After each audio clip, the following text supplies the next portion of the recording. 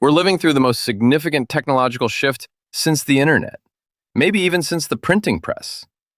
AI isn't coming, it's already here. And according to Wharton professor Ethan Mollick, author of Co-Intelligence, Living and Working with AI, most people are making the same critical mistake. They're either ignoring AI completely or using it completely wrong. In his groundbreaking book, Mollick reveals 4 essential rules that separate those who will thrive in the AI age from those who will be left behind. These aren't theoretical concepts, they're battle-tested principles from someone who's been in the trenches, teaching MBA students and Fortune 500 companies how to harness AI's true power. Today, we're breaking down Mollick's masterpiece, revealing the hidden strategies that will define success in 2026 and beyond. To help you on your AI journey, grab the Co-Intelligence Action Guide, a complete workbook packed with prompts, exercises, and real-world examples to help you implement each rule immediately. Plus, it includes detailed frameworks for integrating AI into your specific work context. There's a lot to cover, so let's get started. Rule 1. Always invite AI to the table. The mistake that cost billions. In 2023, a major consulting firm, let's call them Global Strat, was working on a critical market analysis for a Fortune 500 client. The project had a 2-week deadline. The team of 5 senior analysts worked the way they always had: late nights, endless spreadsheets, traditional research methods. They delivered on time, charged $500,000, and felt proud of their work. But there was a problem. A junior analyst at a competing firm took a different approach. She used AI to analyze the same market data, cross-reference regulatory filings, identify emerging patterns, and generate initial insights, all in her first afternoon. Her team then spent the remaining time validating, refining, and adding strategic depth. They delivered a more comprehensive analysis in less time, with more novel insights. Global Strat lost the next 3 contracts to that competitor. Within 6 months, they had to restructure their entire analysis division. One team ignored AI. The other invited it to the table. The difference? Millions in revenue and dozens of jobs. The always invite principle. Here's what Mollick discovered through his research. The single biggest mistake people make with AI isn't using it wrong. It's not using it at all. We treat AI like a special tool we only pull out for specific tasks. But Mollick argues this is backwards. Think about it this way. When electricity was invented, people didn't just use it for special occasions. They didn't say, "I'll only use electric lights when I'm doing something really important." They integrated electricity into everything. That's exactly how we need to think about AI. Mollick's first rule is deceptively simple. Always invite AI to the table. Not sometimes, not for the AI tasks. Always. But what does this actually look like? The revolution in writing. Consider Sarah, a marketing director at a mid-sized software company. Before embracing this rule, she used AI occasionally, maybe to brainstorm headline ideas when she was stuck. But after reading Co-Intelligence, she tried something different. She started every writing project by having a conversation with AI. Not to write for her, but to think with her. She'd explain her audience, her goals, her constraints. The AI would ask her questions she hadn't considered. Who is this really for? What's the one thing you want them to feel? What are you avoiding saying? This dialogue transformed her process. The AI didn't replace her creativity, it amplified it. It caught logical gaps, suggested unexpected angles, and helped her articulate ideas that were still forming in her mind. Her writing improved dramatically, but more importantly, her thinking improved. She didn't just invite AI to write, she invited it to think alongside her. The hidden power of co-intelligence. This is where Mollick's insight gets profound. The word co-intelligence isn't accidental. He's not talking about artificial intelligence replacing human intelligence. He's talking about a new kind of intelligence that emerges when human and AI work together. Like Galileo strategically using his discoveries to secure patronage, you need to strategically integrate AI into your workflow. Not to show off that you're using the latest technology, but because the combination of human intuition and AI processing creates something neither can achieve alone. Think of it like having a conversation with a brilliant colleague who's read everything, never gets tired, and has no ego. They won't always be right, but they'll always push your thinking further. To apply this rule, start your day differently. Before diving into work, spend 5 minutes telling AI what you're trying to accomplish. Not what tasks you need to do, but what outcomes you're trying to create. Make AI your thinking partner. When you're stuck on a problem, don't just stare at the wall. Explain the problem to AI as if it were a colleague. Often the act of articulating the problem reveals the solution, and AI will offer perspectives you hadn't considered. Use AI for the first 10%. The blank page is where most people get stuck. Let AI help you start. A rough outline, a few opening paragraphs, a framework. Then you take over and make it yours. Invite AI to critique. After you've done your work, ask AI to find holes in your logic, suggest improvements, or identify what you're missing. It's like having an editor who works for free and never gets offended. Track what changes. Keep a log for 1 week of every time you use AI. You'll be shocked at how quickly it becomes indispensable, and you'll discover use cases you never imagined. When not to invite AI. But here's the crucial caveat Mollick emphasizes. Always inviting AI to the table doesn't mean always taking its advice. AI shouldn't be at the table when you're doing deeply personal creative work that requires your unique voice and experience. It shouldn't replace human connection, empathy, or judgment calls that require ethical reasoning. And it absolutely shouldn't be making decisions about people's lives, careers, or well-being without human oversight. The key is the invitation. You're always bringing AI into the conversation, but you're always the one who decides what to do with its input. Like Bismarck concealing his true intentions while pretending to oppose war, you must be strategic about when and how you use AI's suggestions. Just because AI can contribute doesn't mean every contribution is valuable. Rule 2. Be the human in the loop. The disaster that didn't have to happen. In late 2023, a healthcare startup built an AI system to help doctors diagnose rare diseases. The AI was impressive. Trained on millions of medical records, it could spot patterns no human could see. The company was so confident that they designed the system to flag only the most critical cases for doctor review. For 6 months, everything seemed fine. The AI was fast, efficient, and caught several cases human doctors had initially missed. Then came patient 247. A 34-year-old woman came in with vague symptoms: fatigue, occasional dizziness, mild cognitive issues. The AI system analyzed her case and concluded, probable vitamin deficiency. Recommend supplements and follow-up in 3 months. The system's confidence score was 87%, so no doctor reviewed it. The recommendation was sent automatically. 3 weeks later, she collapsed. Emergency room doctors discovered an aggressive brain tumor that had been growing for months. If caught earlier, her prognosis would have been significantly better. The AI hadn't failed because it was poorly designed. It failed because humans had removed themselves from the loop. The system was optimized for efficiency, not for wisdom. And wisdom, Mollick argues, requires human judgment. The human in the loop principle. This brings us to Mollick's second rule. Be the human in the loop.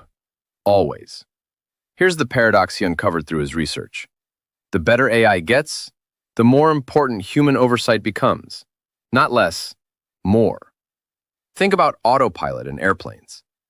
Modern planes can fly themselves with incredible precision, but regulations require pilots to monitor constantly because the dangerous moments aren't when the AI is working. They're when it's failing in ways it doesn't recognize.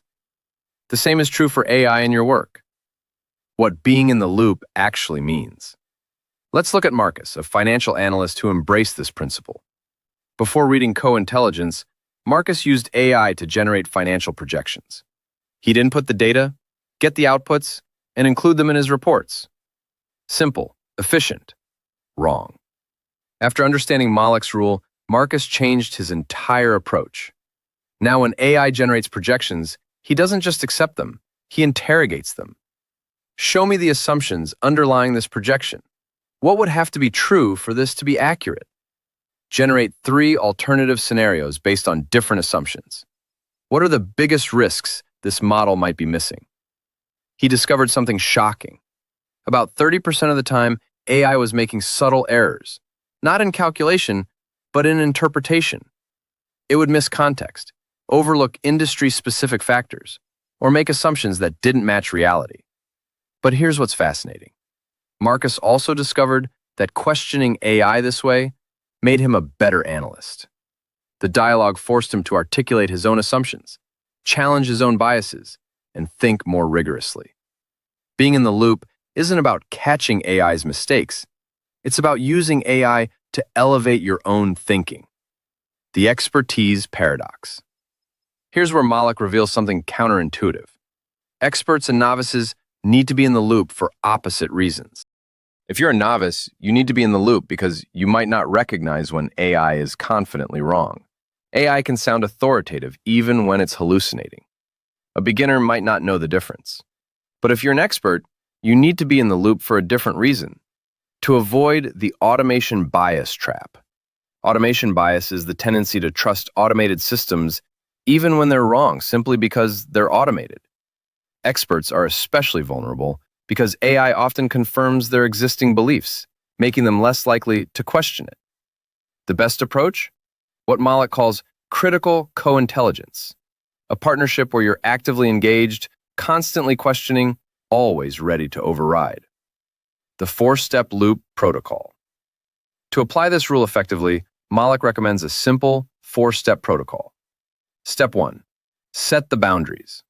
Before using AI, decide what you're willing to let it do unsupervised, almost nothing important, and what requires your judgment, almost everything important. Step 2. Verify everything. Treat AI outputs like Wikipedia, useful starting points but never the final word. Check facts, test logic, verify sources. Step 3. Add the human layer. AI can generate content, but you add context, nuance, ethical consideration, and judgment. That's your irreplaceable contribution. Step 4. Learn from discrepancies. When AI suggests something different than you would, don't just override it. Ask why. Sometimes AI is wrong, but sometimes it's caught something you missed. Either way, you learn. To apply this rule, never accept the first output. Always ask AI to iterate, explain, or provide alternatives. The first answer is often generic. The third or fourth is usually better.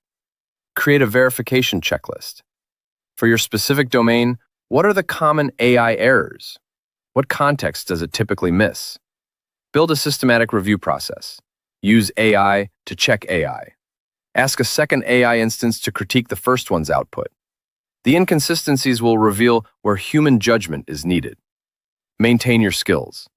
Don't let AI atrophy your abilities. Use it to enhance your work, not replace your thinking. Like a calculator hasn't made math understanding less important, AI shouldn't make your core skills obsolete. Document your decisions. When you override AI or accept its suggestions, note why. This builds your judgment over time and creates valuable feedback. The ultimate test. Here's how to know if you're truly being the human in the loop. If the AI stopped working tomorrow, could you still do your job effectively? If the answer is no, you're not in the loop. You're being replaced by it. And that's exactly the trap Mollick warns against. Remember Napoleon's fatal mistake, letting victory make him reckless, pushing past the point of strategic advantage. With AI, the equivalent mistake is letting its capabilities make you passive, delegating so much that you lose the ability to recognize when it's leading you astray. Stay in the loop, always. Rule 3. Treat AI like a person, but remember, it's not. The prompt that changed everything. In early 2024, a product designer named Jennifer was struggling with AI. She'd heard all the hype, tried using ChatGPT for brainstorming, but kept getting generic, useless responses. She was about to give up. Then she attended one of Mollick's workshops. He said something that seemed absurd. Talk to AI like you'd talk to a talented intern. Be specific, provide context, give feedback. Jennifer decided to try it. Instead of typing, "Give me product ideas for fitness apps," she tried something different. "I'm designing a fitness app for people over 50 who are intimidated by traditional gyms." They want to stay active but feel self-conscious and don't know where to start. I need to create an onboarding experience that feels welcoming, not overwhelming. Can you help me think through what they're actually afraid of and how we might address those fears? The difference was staggering. AI responded with nuanced insights about psychological barriers, suggested specific design patterns, and asked clarifying questions. It felt like a real conversation with a real collaborator. But then Jennifer made a mistake. She started treating the AI like it truly understood. She asked it to make ethical judgments about user data. She let it design features without questioning the underlying assumptions. She forgot the second part of Mollick's rule. Remember, it's not actually a person. The result? Her team almost shipped a feature that, while technically impressive, would have created serious privacy concerns that the AI never considered. The anthropomorphism paradox. This is Mollick's third rule, and it's the trickiest. Treat AI like a person, but remember, it's not. This sounds contradictory, but it's actually profound. Here's why both parts matter. Treating AI like a person unlocks its potential. When you provide context, explain your goals, give feedback, and have a dialogue, AI performs dramatically better. The technology is literally designed to respond to conversational interaction. But forgetting it's not a person creates dangerous blind spots. AI has no ethics, no common sense, no understanding of human suffering, no skin in the game. It's a prediction machine that sounds convincing, nothing more. Mollick calls this the anthropomorphism paradox, and mastering it is essential. How to talk to AI like a person. Let's break down what the first part actually means. When Mollick says, treat it like a person, he means give it context. Like you would with a new colleague, explain the background. I'm working on X because Y, and I'm worried about Z. AI uses this context to generate more relevant responses. Be specific about what you need. Don't say, help me write. Say, I need to write a persuasive email to a skeptical client who thinks our solution is too expensive. The goal is to reframe the conversation around ROI, not price. Provide examples. If you want a specific style or format, show AI what you mean. Here's an example of the tone I'm going for. Give feedback and iterate. If the output isn't right, don't start over. Say, that's too formal, or can you make it more concrete? AI learns from the conversation. Assign it a role. Mollick discovered that telling AI, you are an experienced marketing strategist, or you are a skeptical editor, actually improves outputs. It focuses the AI's responses. Think of it like Galileo strategically framing his discoveries. He didn't just present data, he presented it in a way that resonated with his audience. Similarly, how you frame your requests to AI dramatically impacts what you get back. The critical limitations. But here's where the second part becomes crucial, remembering it's not actually a person. AI doesn't understand, it predicts. It's seen patterns in billions of texts and learned to generate text that sounds plausible. But there's no understanding underneath. It's like a parrot that's read the entire internet. Incredibly impressive, but fundamentally limited. This means AI will hallucinate with confidence. It will make up facts, cite sources that don't exist, and sound completely certain while being completely wrong. Miss obvious context.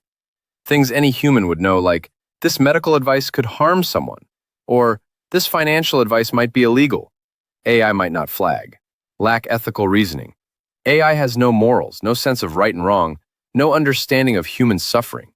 It will generate harmful content if you ask the right way. Have no skin in the game. AI doesn't care about outcomes. It faces no consequences for being wrong. You do. Lack true creativity. AI recombines existing patterns brilliantly, but genuine paradigm-shifting innovation still requires human insight. The master's approach. So how do you hold both truths simultaneously? Mollick suggests thinking of AI like a talented but inexperienced collaborator who's read everything but lived nothing. When Mark, a lawyer, applied this framework, it transformed his practice. He talks to AI like a research assistant, providing detailed context, asking for analysis, having back-and-forth conversations. This improved his work significantly. But he never lets AI draft anything that goes to a client without heavy revision. He never trusts its legal citations without verification. and he never asks it to make judgment calls that require real-world experience or ethical reasoning. He treats it like a person to get better outputs. He remembers it's not a person to avoid dangerous mistakes. To apply this rule, craft better prompts using the Ryzen framework. Role: you are an experienced product manager. Instructions: be explicit about what you want.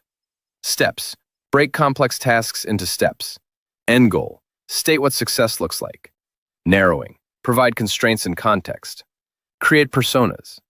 Instead of generic AI, create specific personas for specific tasks. Marketing AI gets different context than critical analysis AI. Verify everything important: emotional stakes, factual claims, ethical implications, legal issues. Anything that matters needs human verification. Use AI's limitations strategically. Because AI has no ego, you can ask it to argue against itself, generate opposing viewpoints, or criticize its own work. A human would get defensive. AI won't. Never outsource judgment. Let AI inform your decisions. Never make them. The decision is always yours. The ultimate litmus test. Here's Mollick's test. If you find yourself thinking, the AI decided, or the AI thinks, you've forgotten it's not a person. Correct that thinking immediately. You decided. You thought. AI is a tool you use to enhance your thinking, nothing more. Like the Song Dynasty emperor who offered former rivals wealth instead of death, you must strategically manage the relationship, using AI's strengths while guarding against its weaknesses. Never let familiarity breed carelessness. Rule 4. Assume this is the worst AI you'll ever use. The mistake everyone is making. Right now, someone is reading this and thinking, AI is impressive, but it's not ready for serious work. I'll wait until it's better. This person is making the same mistake newspapers made in 1995 when they said, the internet is cute, but it's not replacing print. And the same mistake Blockbuster made when they dismissed Netflix as a niche product for people who like waiting for movies in the mail. And the same mistake Nokia made when they said, touchscreen phones are a gimmick. They were waiting for the perfect moment to adapt. That moment never came. By the time the technology was ready, the game was already over. The worst AI principle.